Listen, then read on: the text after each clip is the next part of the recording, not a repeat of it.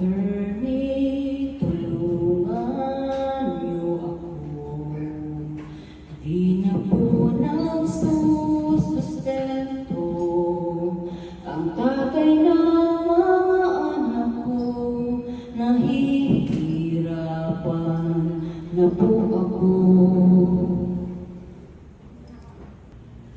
Padadalhan po muna namin siya ng imbitasyon para sa mediation.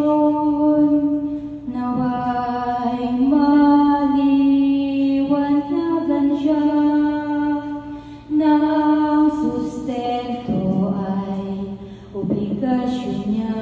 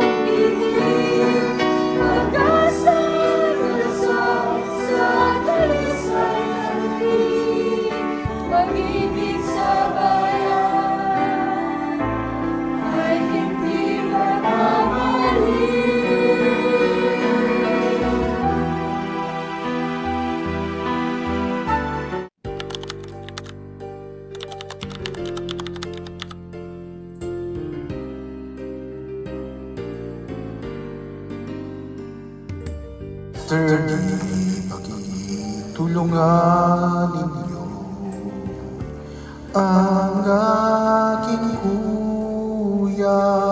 Inaresto po siya kaninang umaga. Bypass daw po. Sa presinto po siya dinala.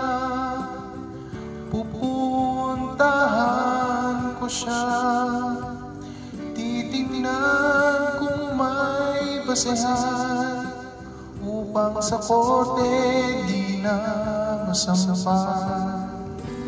Kung sakaling walang makita, ay huwag mabahala.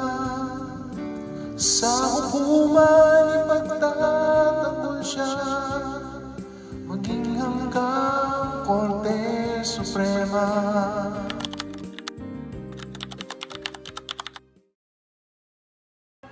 Pilipinas, Pilipinas, sulong magandang bukas. Kahirapan ay magwawakas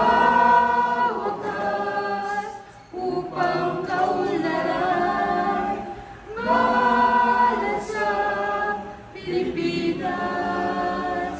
Isulong ang magandang bukas, ang magandang bukas.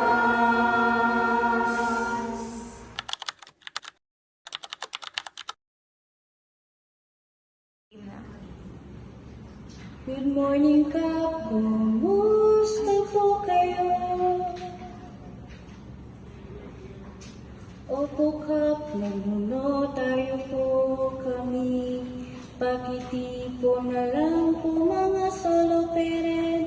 Kami na po pupunta dyan sa barangay.